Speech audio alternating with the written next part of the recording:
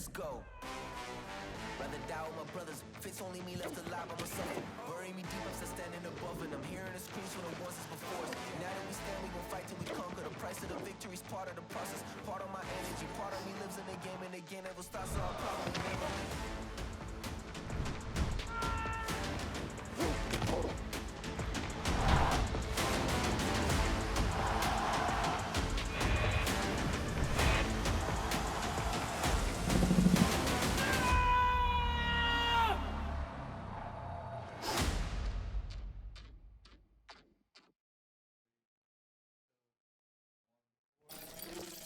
Inside the SportsLink studios, welcome to SportsLink Game Day. I'm Hudson French, and we have Maction. Toledo coming in at 1-2, visits Ball State, also 1-2. And the Cardinals haven't had much success over the last 2 weeks, giving up 40-plus points in both. Very few bright spots, but perhaps the one diamond in the rough, the running game. The Ball State Cardinals have 3 feature running backs in Will Jones, Dottie Marcus, and freshman Carson Steele. To get a glimpse of their success, we sent out Dennis Collier and Balin Height to talk with them this week.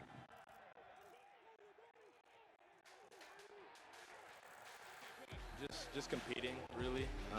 Everybody in the running back room is good. Definitely good enough to be out there and on the field. So just us competing with each other every day has just led to the success we've had.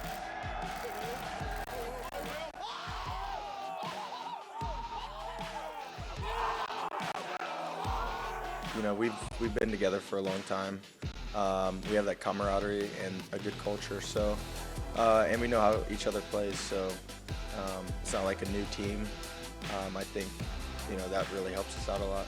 You know, pick up where we started, and we're still trying to get back to where we ended off. So.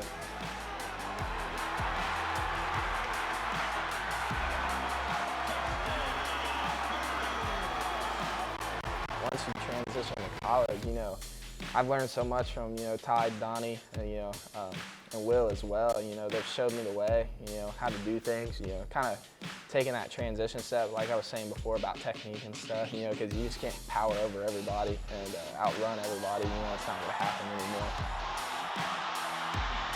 Will makes great plays, and Donnie makes great plays, you know, so we kind of, you know, each have our different ways of running and stuff, so they just kind of, you know, throw that all in, you know, try to make us, you know, the most successful that we can be.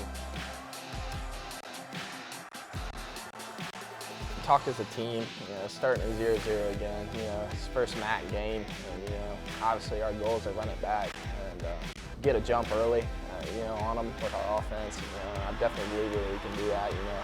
I believe in everybody, so, you know, I'm definitely excited, ready to roll. I'm definitely ready to run hard, so.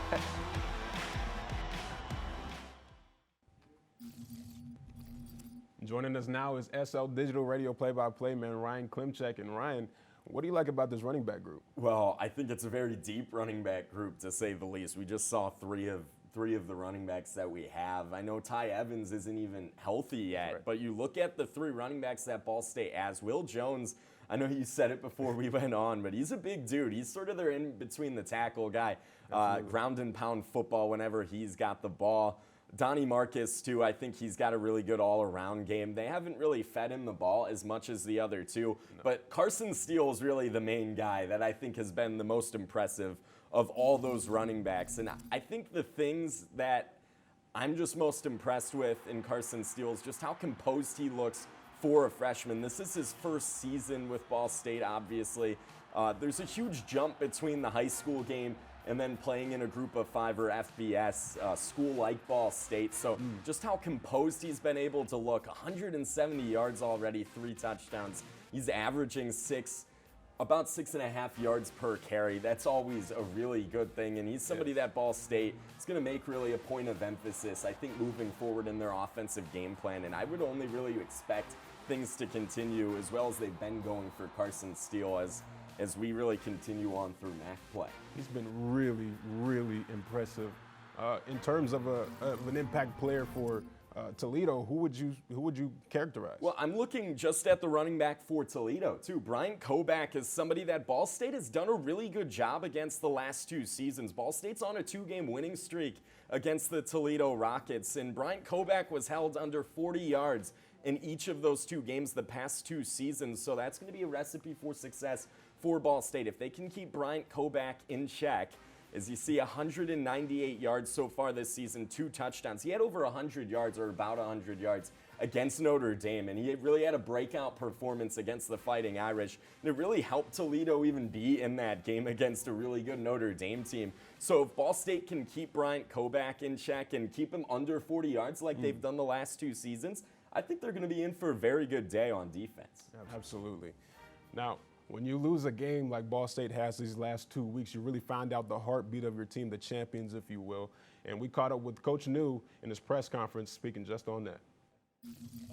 Obviously excited to have our conference opener this weekend against Toledo here, especially having it at Schumann Stadium. Today was our first day on the practice field with the players attacking our game plan for Toledo. So I think attitude piece of it, when I saw us, really get after it in the weight room on Sunday once we got back from getting back in the wee hours of the morning, that's what really set the week off for me, I think. Just seeing where we were at that way, it was awesome. The attitude and the intensity and the energy in the weight room on Sunday certainly told me that everybody's attitude was in the right spot, and we know what needs to be cleaned up. We know what needs to be fixed, and I think a big part of it is you got to have fun doing what you do. You got to have fun. You got to love coming into the building. You got to love going through the game plan meetings and talking about that, watching the cut-ups, watching our opponent on tape. You got to love that part of it, and then when you get out to the practice field, that same juice, that same energy, that same smile on your face that we had in that weight room, we got to make sure that we carry that over to the practice field, and that's what it's all about, is just making sure guys are, you got to play loose, you got to have fun. It's still a game at the end of the day with 11 guys going to compete against 11 guys, and we want to try to make sure we keep it as simple as possible, take it for what it is, but have fun and fly around the field. Really good conversations on just making sure you focus on one play at a time approach. I know that's something that you discuss a lot, no matter what position you really talk about, but just really taking it one play at a time, go out and execute. Played a lot of really good football in his career. He's got a lot of really good football left ahead of him in his football career. Obviously, sometimes it can be a good thing when you just take a step back for a second and you really go back to your roots, if you will, and make sure you have that same love and energy and passion when you were competing your tail off to become the starting quarterback for Ball State. Make sure those same things are on display, and don't put too much pressure on yourself and all those things. So I've had some really good talks with him, and he knows how much confidence that I have in him. He knows how much confidence that we have in him as a coaching staff, and he knows how much confidence his teammates have in him, and that hasn't wavered. We can overcome what's taken place so far, and I think he knows that. And we play a good team this week in Toledo. Both teams are 0-0 in the conference, and we know each other. That's the one thing. You've had a chance to play against some of the guys the last couple of years, so you know the personnel that's going to take the field, and you just got to get back to having some fun. We now welcome in the color analyst for today's game, Charlie Maurer. And Charlie, I'm curious, the keys for today's game for Ball State, what do they have to do to get this league win? Yeah, certainly some things that need to be worked on after seeing the performance the past 2 weeks, specifically offensively. So first off, you got to win the battle on first and second down.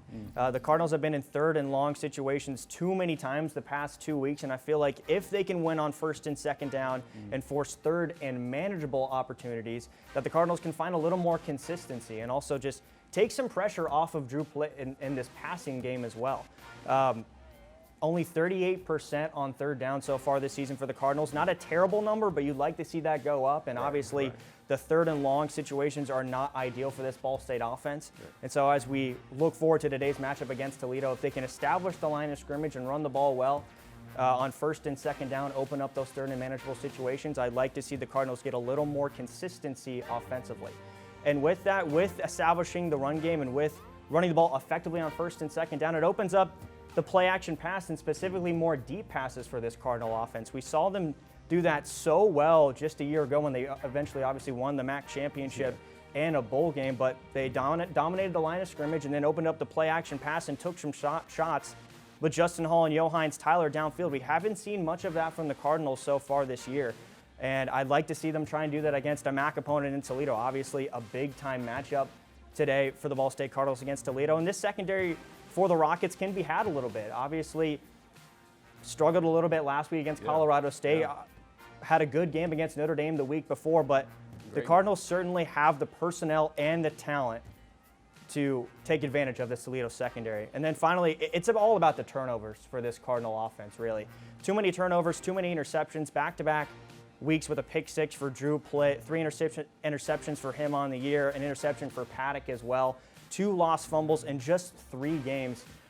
You need to take care of the ball, especially against a strong opponent in Toledo. They're a team that makes some mistakes of their own. They drop a lot of balls. They have a lot of penalties committed against them, and it's important for Ball State to convert on the possessions that they have and specifically not give Toledo more opportunities to put points on the board, because this is an offense that can put up a lot of points. We saw that against Notre Dame. Yes. Obviously not last week, but you know they're going to come in fired up, wanting to knock off the MAC champs. So you got to take care of the football here for the Ball State Cardinals. Absolutely. And one of the things that I've been shocked by, kind of surprised, is with all the experience and kind of, playmaking ability to all the skill positions, this offense just lacks versatility. Like you said, the play action pass can open up so much, but we just haven't seen them be able to kind of get that effectiveness. Do you think this is the day that they could probably get back on track?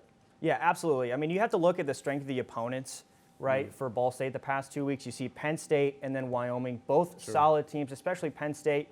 You knew what the game plan was going to be for the Cardinals going into those games. Try to get the ball out of Drew Plitt's hands quickly, try to get it to Justin Hall, Jayshon Jackson on the outside, and let them go to work.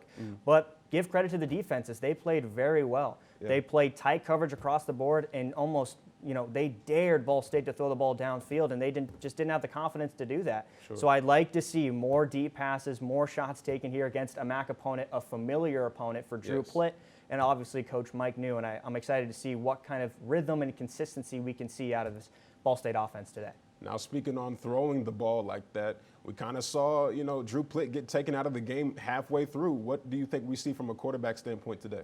It's such a tough situation for Coach New, right? You have your guy who's been starting, and Drew Plitt has been starting since 2018. Yes. And then you have a quarterback like John Paddock, who has played well when he's been in, specifically against Penn State. He went 5 for 6 in the only drive he was there, almost scored a touchdown. He's been playing well, and he's got a really good arm. He can make all the right throws as well. If I'm Coach New, you got to roll with your senior quarterback in Drew Plitt. I know it's a tough decision, but it's a familiar opponent, guys that Drew Plitt has played against before now for his 3rd year. And I expect Drew Plitt to get the start today, obviously, but a tough situation. I'm excited to see if Drew Plitt can rally off of his poor performances the past couple weeks and really make an impact on this game today. I think you made some great points, and I think if we do see a turnover, we could see a quarterback change somewhere in today's game. We're not so sure. This is Sports Link Game Day. We'll be right back. Don't go anywhere. What's in a story? From the first time we picked up a pencil, we were storytellers. Storytelling connects us as humans. It teaches us how to live by discovering how fellow human beings overcome. It initiates emotions that bind us to the world and people around us. A circular journey where the end is the beginning. Here, our story represents a path to elevate, educate, and empower students and athletes. Ball State Sports Link, developing the next generation of creative storytellers.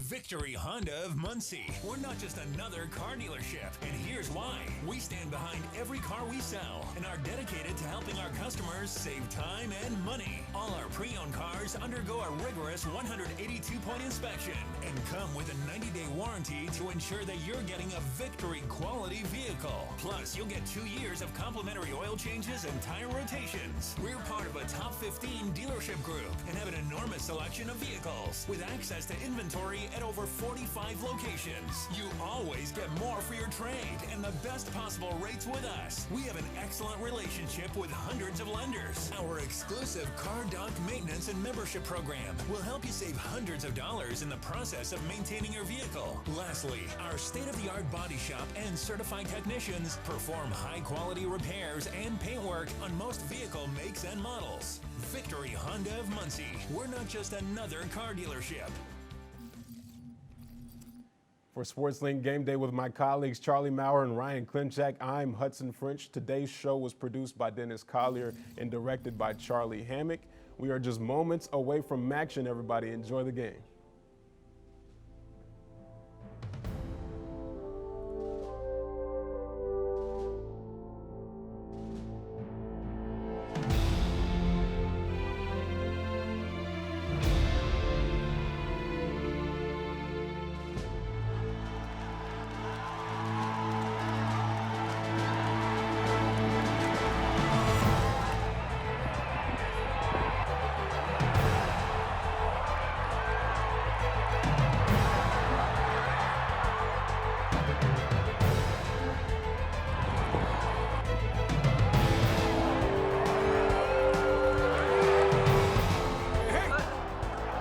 Heads up. Coming back next week, Toledo at home. We need some home cooking. We'll be back. Don't worry about it. Red Hawks, chirp, chirp. Let's go. Let's go.